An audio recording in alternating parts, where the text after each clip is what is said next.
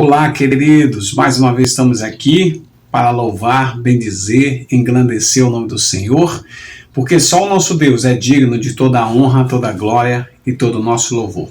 Você que faz parte do nosso canal, muito obrigado por você estar aqui conosco.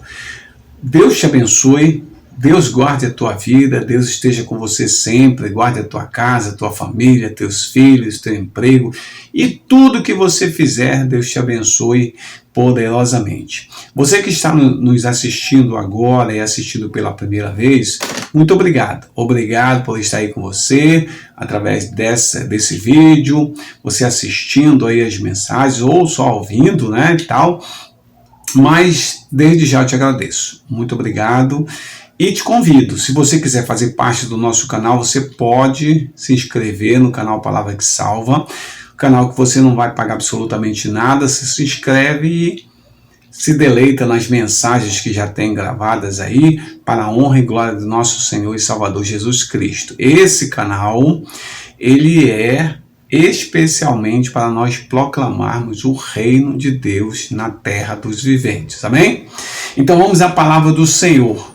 Números, capítulo 11, verso 5, diz assim, ó: Nós nos lembramos dos peixes que comíamos de graça no Egito, também dos pepinos, dos melões, das cebolas e dos alhos. Esse momento aqui é o momento de Moisés com o povo de Israel, quando eles estão no deserto, e aí o Senhor tinha mandado o maná, o pão, o maná ali para que eles pudessem saciar a sua fome. Então o Senhor providenciou algo substitutivo àquela alimentação que eles tinham, no Egito. Só que acontece o seguinte: eles estavam livres. Naquela condição deles, eles estavam livres porque tinham saído do Egito. Porém, essa libertação é entre aspas, porque eles estavam livres, mas ao mesmo tempo estavam cativos.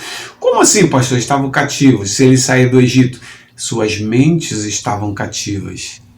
As suas mentes estavam presas. O seu emocional ainda estava rodeado pelaquela bolha que eles saíram do Egito. Então o que acontece? Eles estavam comendo cebola, os melões, os pepinos, os peixes, e lá no Egito eles se deleitavam com esse tipo de alimentação. Porém, quando eles chegaram no deserto, como eu falei para você, o Senhor tinha mandado o maná que vem do céu, para que eles pudessem ter alimentação. E o que estava acontecendo? Estava acontecendo que eles estavam saboreando, comendo o maná, porém as suas mentes estavam voltadas para as cebolas, para os pepinos, para os melões e para os peixes que eles comiam no Egito. Trocando em miúdos, eles estavam ingerindo um alimento abençoado, porque foi dado pelo Senhor, providenciando, e até uma tipologia de Cristo no Antigo Testamento, porém as mentes deles estavam voltadas para o Egito, para os seus passados, para os seus costumes. Então, o Egito ainda não tinha saído da mente deles. Eles ainda estavam escravos do Egito nesse sentido, porque mesmo seus corpos estando fora fisicamente, já libertos, mas a sua mente estava escravizada. Então o que Deus fez? Ele substituiu aquele alimento pelo maná. Então vamos falar agora de informação e de memória. Nós temos no nosso cognitivo a memória, onde são armazenadas informações de todos os tipos de situações que tornam-se relevantes na nossa vida. Então o que aconteceu? Durante aquele tempo de escravidão no Egito, todos os dias, repetidamente, eles comiam as cebolas, os pepinos, os melões, os peixes, todo dia. Então você pensa na quantidade de tempo que eles ficaram lá como escravos no Egito, comendo a mesma coisa. Então aquela informação daquela alimentação estava enraizada na memória dele. Por quê? Porque na condição de escravo e comendo aquilo se tornou relevante para eles, porque era um meio de sobrevivência da espécie. Então torna-se relevante para eles isso. O que Deus faz? Deus não muda só a questão de... Aliás, Deus não tira só o povo fisicamente daquele lugar, né? Trocar de espaço geográfico, mas ele quer mudar a concepção de pensamento, de memória desse povo. E o povo fica resistente a isso. Deus, ele dá o maná. Então, o maná não é só o pão que alimenta, mas é uma nova informação que está entrando agora na memória desse povo e que precisa todo o tempo ser repetida. Tanto que todos os dias eles iam até o lugar, né, onde o maná caía do céu, e eles juntavam o maná e iam para casa e se alimentavam. O maná era a quantidade de alimento suficiente para que eles pudessem sobreviver. Então eles também tinham que começar a fazer essas repetições todo dia. Então é difícil para eles, porque eles já estavam com aquela informação registrada.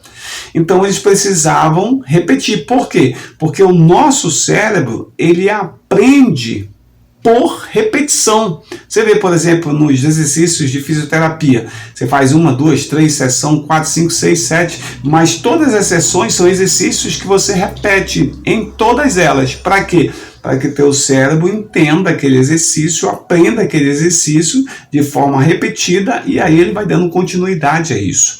Então o povo de Israel, ele teria que praticar esse maná.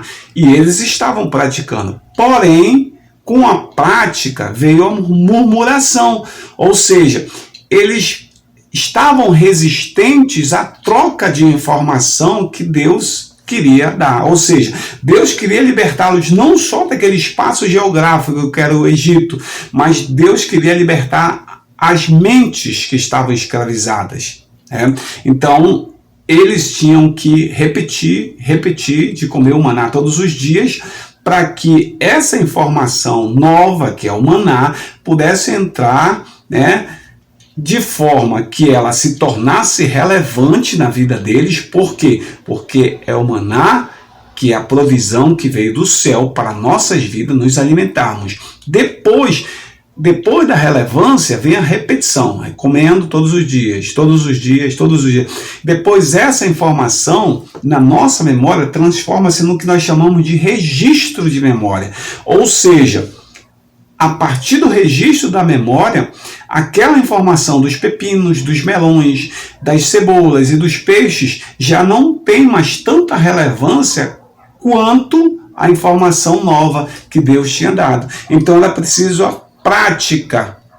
Então, há momentos na nossa vida que nós temos que abandonar os vícios do passado, os vícios informativos que nós trazemos lá do Egito Antigo, ou seja, da vida pregressa, da vida antiga que nós tínhamos, e que nós trouxemos quando saímos dessa transição de pecador para libertos no Senhor, a gente ainda trouxe algumas coisas, e algumas cebolas, alguns pepinos, alguns melões, alguns peixes ainda ficaram aí que precisam ser retirados da nossa vida. Filipenses capítulo 3, verso 13 e 14 diz que é deixando para trás, deixando para trás, e seguindo para Cristo, que era o que Deus tinha determinado para o povo de Israel. Então, o sabor que eles estavam comendo era do maná, O sabor que estava nos seus lábios, na questão do paladar, da degustação e tal, do próprio comer em si, era o sabor que estava nos seus lábios. Porém, a memória estava onde? Estava no Egito. Ou seja, o Egito O sabor do maná estava nos lábios, mas as recordações do Egito estavam na sua mente.